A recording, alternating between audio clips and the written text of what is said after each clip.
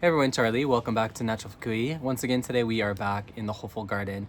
Today is not so exciting as it was last time we were filming. All of the garlic, the stuff that I took out during the last video, and the stuff that was in the much larger planter over here, all of that has been taken out. And basically what we're going to be doing today is going through and resetting a number of things because I've just actually, I wanted to time like the resetting with the completion of a batch of compost. One of the things that I think can be difficult for people who are gardening in an environment such as this, right, on a veranda or in a very small space or in close quarters to other houses, is actually making your own compost. And I use something called, what is this called? Local Food Cycling, LFC Compost. They're a company here in Japan that will ship you basically like these very heavy duty sort of like felt, I don't think they're actually felt, but anyway, like fabric and some sort of liner bags, and then you put in a special sort of soil that's inoculated, I imagine, with different types of bacteria, and then you can keep like a compost in that, and it takes about 2 to 3 months to get a batch of compost completed. So I'm going to be sort of like top dressing all this with compost, and a couple of the other beds are going to be top dressed with compost. And generally, like I said, it's sort of like a maintenance day. You can sort of see behind me here, there's this snap pea, a couple of snap peas here that are not looking their best. They have issues with powdery mildew, they're being eaten up by something, and they still have a lot of beans that I can, peas that I can take off them and harvest, but probably that's going to be going away sooner than later. I have a tomato over here against this eastern wall that it's growing really nicely. It has fruit set on it now, but I'm getting a situation where the tomato is splitting into two, so I'm gonna have two leads, so I have to take one of them off. But as for like the good things that are happening right now, I have what I think is salvia that I had planted last year, and I cut it severely back and I thought it was dead, but it's come back. It's in the same planter bag as this borage over here, and the borage too, a couple months ago I cut it completely back because I thought it was done because it's looking really bad, and it's come back completely, even though I took the trouble to seed new borage in there, but it's coming back nicely. And then one of the things that I really like over here, which you can't see, it's just off camera here, is something called in Japanese azami. It's called Japanese plume thistle, I think. It is a native Japanese plant here. I saw it when I was hiking a couple of weeks ago and found interest in it, and I liked how much the butterflies were paying attention to it. And I'm trying to get one more variety of this in the garden soon, because this version here is a good plant for nectar for adult butterflies, and one of the other varieties of azami is good for the caterpillar. So that's what's going on. And generally, I think that speaks to sort of like what I'm trying to do here as I'm thinking about what I want to do over the next couple of weeks and throughout this whole entire season, is I want to change as much of the space as I can to more native plants while still getting a lot of food out of the space. So anyway, without further ado, let's clean some stuff up.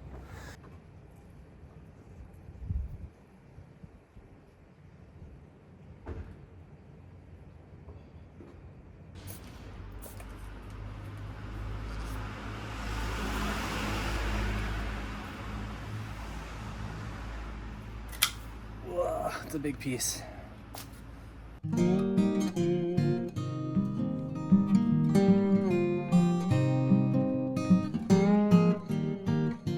As you can maybe see, like the way that this is shaped, it's going to come out this way, and it's going to block off the jalapenos over here, I think, although probably not because it's coming in from the south.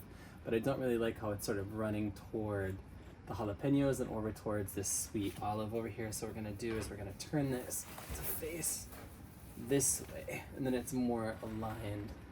Maybe I can even get away. There's you can't see it in the video, but there's like a metal beam that goes across up here, so maybe from up there I can run string to kind of tie onto this, so we'll have like a whatever you call that when you tie a string to this, a trellis, I guess. Trellis is the wrong word, but anyways, the port system.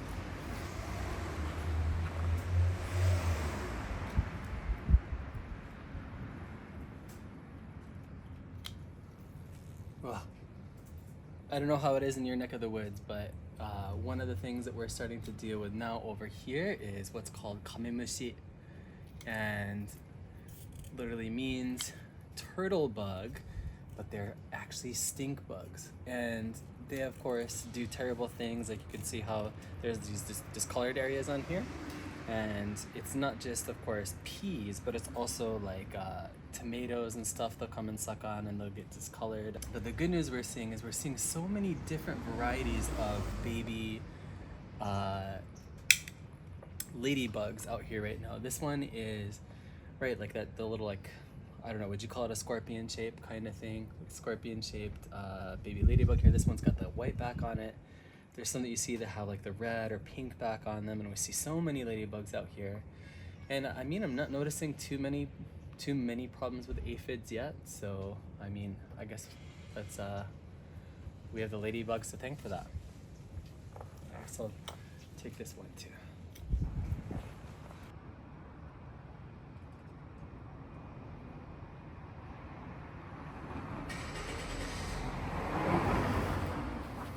Alright, so here is one of the potato planters that I have here. This is a very large, at least to me, size of the planter here. As I said, these are a super early variety called Sherry, and they sprouted at the beginning of April, so it's been just about 2 months now. But they've had pretty vigorous growth a couple times. They had some stuff snap off because we have high winds up here on the veranda and heavy rains and stuff like that. And recently we're starting to get some of this spotting on the leaves. I'm not really sure what it is. But I'm hoping, because it is a super early variety, it's supposed to be like 70 to 90 days from when they sprout to when you can harvest them. That'll be something that we can think about soon. But as I said, I'm not an expert on potatoes, so if it's something you're more familiar with, I'd love to hear your thoughts about that. And then over here, this is kind of a bed that I'm sort of not really sure what I'm going to be doing with it. As you can see, we have some Nemophila, there's some chamomile back here, there's a couple kinds of lettuce and chicory. This was arugula, which obviously it's gone to flower, so I'm going to take this out once the flowers are done because I want to leave it for the pollinators. And this over here is sanchu. It's a Korean lettuce. It's very, very good to use like a wrap for meats and stuff like that if you're just doing grilled meats. It's really good. This is so vigorous. I think I can harvest this like almost down to nothing every single week, and it just comes back so full. So it's really, really fantastic.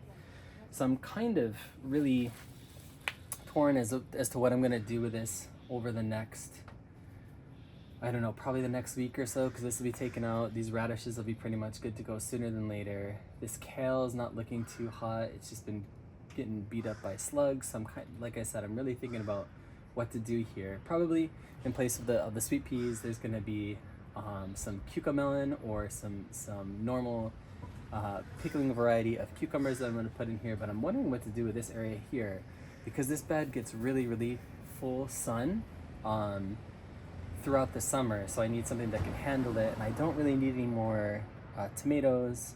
If you have any thoughts for high sun bed of this size, I would really love for you to let me know.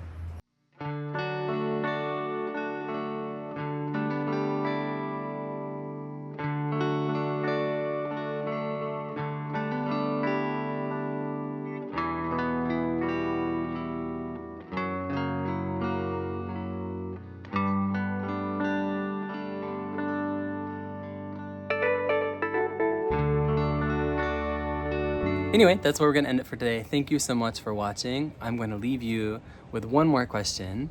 If you look behind me here, this is a rose. I'm not even sure of the variety of it right now, but this is it's a yellow rose. I grew up because my mom grew yellow roses when I grew up, and when I was growing up, it's a way to kind of remember her. But on the leaves here, in multiple places, there are like these small, round, spiky balls. And apparently, this is a sign that there's like a kind of like wasp that is living around or in or doing something with a rose here, so they tend to form. They apparently do not harm the rose at all, so I'm just sort of leaving them alone.